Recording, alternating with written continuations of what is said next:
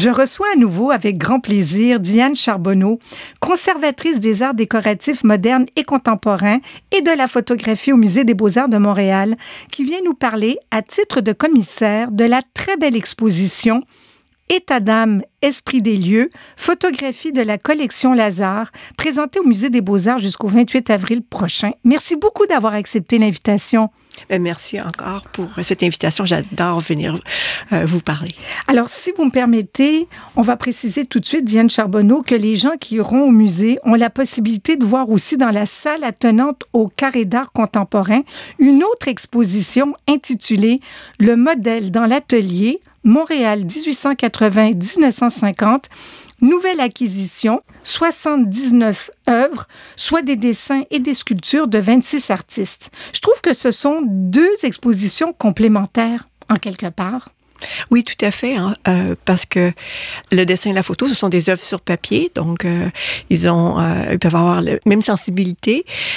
Bien entendu, les gens peut-être réagissent plus rapidement à la photographie parce que on est dans un monde de photos aujourd'hui, mais je pense que l'exposition que mon collègue Jacques Desrochers a pensée pour nous amène dans une intimité qui est complètement différente de la photographie, dans l'atelier de l'artiste aussi, je crois, et la scénographie est merveilleuse aussi. Oui, vraiment. Mais la vôtre aussi, d'ailleurs, celle de Sandra Gagné, on y reviendra tout à l'heure. Alors, qui a eu l'idée, Diane Charbonneau, de présenter cette exposition de photographie? En fait, l'exposition prend place suite à la donation de Monsieur Lazare d'une trentaine, en fait, de 33 photographies internationales, c'est-à-dire canadiennes, mais aussi internationales, qu'il a fait en 2017. Et c'est un collectionneur de Montréal, de Westmount, un entrepreneur qui vient d'ailleurs de fermer les portes de son agence de voyage. Ah! Alors, et lorsqu'il a fermé ses portes, il devait penser un peu aux œuvres qui se trouvaient, en fait, les photos qui se trouvaient dans son agence. Alors, il a pensé à nous pour en faire un premier don. On espère un jour qu'il pourra nous en donner d'autres, parce que c'est quelqu'un qui collectionne la photographie depuis, en fait, 20 ans. Ah, quand même! Depuis 1999, ou à peu près. Il a vu une exposition sur Julia Margaret Cameron au MoMA en 1999. Donc, ça l'a beaucoup intéressé. Faut dire que Monsieur Lazare était un collectionneur de peinture avant, figurative. Il n'a jamais été intéressé par l'abstraction. Et sa fille, qui habite Toronto, l'encourageait à regarder la photographie, mais il n'était pas plus convaincu que ça. Jusqu'à temps qu'il voit l'exposition de Julia Margaret Cameron, qui est une photographe britannique qui a travaillé au 19e siècle. Et qui avait été présentée au MoMA. Au MoMA, exactement, et elle est reconnue pour ses portraits. Un peu hors foyer, donc à longue exposition lorsqu'elle prend ses photos. Donc, ses sujets devaient être assis très longtemps devant la caméra. Donc, il s'est intéressé au portrait au départ. Même encore aujourd'hui, il continue à collectionner cette photographe. Je crois qu'on a à peu près 14 photos dans l'exposition. Mais il s'est intéressé aussi à la photographie contemporaine, le paysage et le portrait. Donc, deux sujets qui sont vraiment importants chez lui. Donc, on est toujours dans cette notion du figuratif. Et depuis qu'il a fermé boutique, son agence, faut réaliser que il habite quand même à Westmount, mais pas dans ces grandes maisons qu'on retrouve sur la montagne, mais dans une maison plus cottage, donc avec des plus petites pièces. Alors, ces grandes œuvres dont on a plusieurs dans l'exposition, que soit en prêt ou qui nous ont été données, ne peuvent plus se retrouver dans sa maison. Alors, maintenant, il s'intéresse à la photographie moderne. Donc, on est dans des photos beaucoup plus petites, en général du 8-10, et non pas de ces grandes dimensions qu'on a en art contemporain. Et c'est intéressant de voir ce passage de Julia Margaret Cameron à la photographie contemporaine et maintenant, aujourd'hui, à des sujets beaucoup plus de société, en fait. Il s'intéresse à des gens comme Dorothy Lange ou Gordon Parks, des Américains. Hein. C'est surtout la photographie moderne américaine qui le fascine. Alors, On peut voir 96 photographies dans l'exposition. Vous venez de nous dire que depuis 2017, vous en aviez eu 33 qui vous ont été données, c'est-à-dire, Diane Charbonneau, que le reste, ce sont des prêts de sa part. Oui, en fait, toute l'exposition, dont la partie du titre, la seconde partie, on parle de la collection de M. Lazare. En fait, dans l'exposition, je présente 30 des 33 photos. Il y avait des choix à faire pour une raison ou une autre. Parfois, on avait déjà montré une photo de sa collection dans une autre exposition, ou on avait 2 photos du même corpus de même artiste. Alors, il y a des choix. C'est toujours un peu compliqué de faire des choix, mais on a fait aussi des choix sur les 60 et quelques autres. Donc, c'est les 66 autres qui proviennent de sa collection qui est à la maison maintenant. J'ai fait des choix parce que sa collection complète a environ 130 photos. Wow! C'est quand même pas mal. Oui, c'est une grande collection. C'est quelqu'un qui est en train, moi je pense, qui est en train de raffiner son sujet aussi, en allant vers la photographie moderne, une photographie qui est engagée souvent aussi. Donc, il y a eu des choix qui ont été faits. En fait, j'ai travaillé avec les 130 quelques photos pour arriver à trouver des liens entre ces photographies. Il faut s'imaginer que je suis le 3e regard, en fait. Le premier regard, c'est le photographe. Donc, le deuxième regard, c'est Monsieur Lazare qui s'est intéressé par ces photographies. Pour lui, c'est toujours des coups de cœur.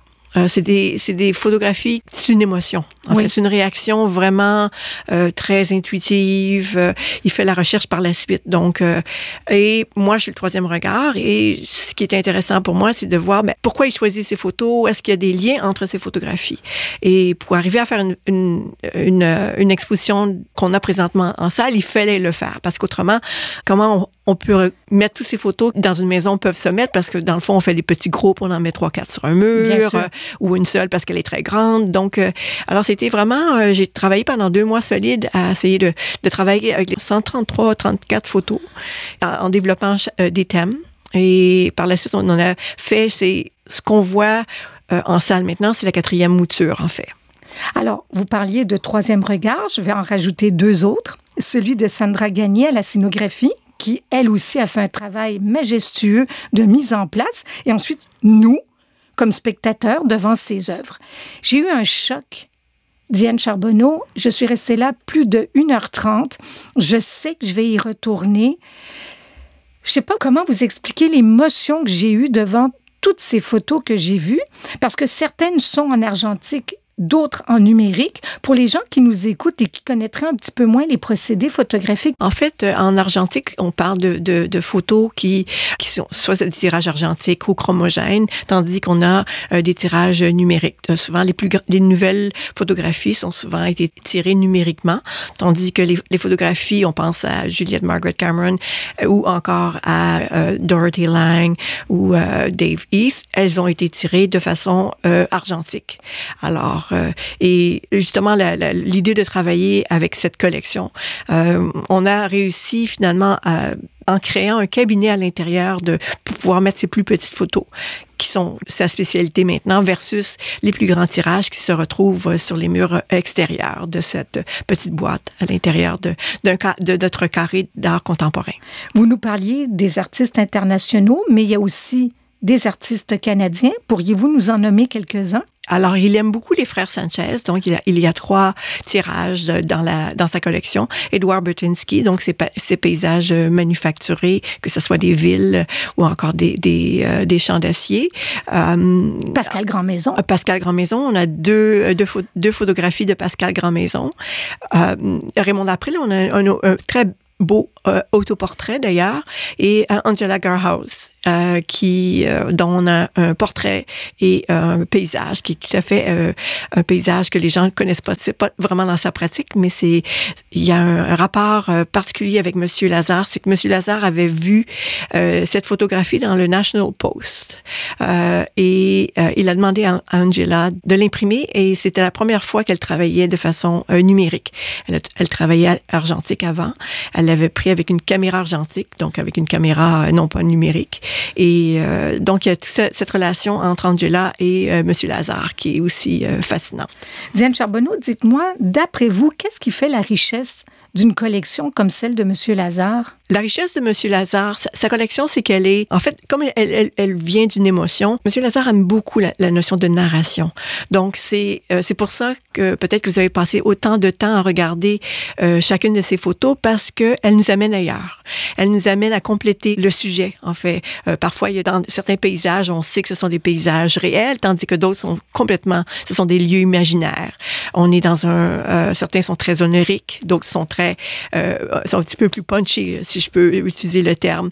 Il y a toute une série que j'ai beaucoup aimée, sur laquelle j'ai travaillé, qui avait rapport avec le corps, la relation entre les humains. Mais chacune des photographies de ce mur, si on les regarde bien, il y a des mains et des avant-bras. Oui. Et c'est une façon pour moi de pouvoir les relier. À force de regarder puis d'en parler avec M. Lazare, je lui ai dit, la route aussi, c'est important chez vous, l'horizon. Il y a plusieurs paysages qu'on retrouve, la route ou encore l'horizon, la notion de déplacement. On a la marche, la voiture, le train. Donc, il y a des photos qui sont documentaires, si on pense à Dorothy Lang ou à Gordon Parks, ou encore on est plus des photographes qui sont plus intéressés par le pictural. Donc, on n'est plus un rapport à la peinture, par le côté honorique de la photographie. Mais moi, j'ai eu l'impression, tout du long de l'exposition, qu'on me racontait des histoires. Pas qu'une histoire, mais des histoires. J'ai eu l'impression de visiter des lieux, de rencontrer des gens, et tout ça en 96 clichés. C'est extraordinaire parce que des fois, on envoie des expositions de photos, il n'y a pas vraiment de lien, où on se dit oui, c'était très bien. Mais là, je ne sais pas, c'est comme si on nous avait pris par la main, on nous avait laissé pénétrer dans le carré d'art contemporain en nous disant, voilà, vous allez vous faire raconter des histoires, puis profitez-en. C'est fabuleux. En fait, je crois que c'est moi qui ai réussi à le faire en travaillant avec une collection qui est très riche. Parce que c'est un peu compliqué de pouvoir présenter dans un même espace des photos qui sont à la fois modernes, contemporaines et anciennes, et qui a un sens. Donc, c'est un travail de commissariat avec une collection qui avait déjà beaucoup de choses à raconter.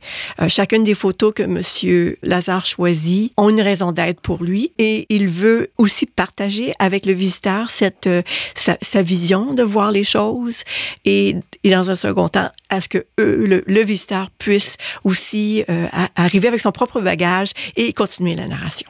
En tout cas, moi, j'invite les gens, maintenant, Diane Charbonneau, d'aller au Musée des Beaux-Arts de Montréal jusqu'au 28 avril, voir État d'âme, Esprit des lieux, photographie de la collection Lazare. Merci beaucoup d'être venu aujourd'hui. Merci beaucoup aussi.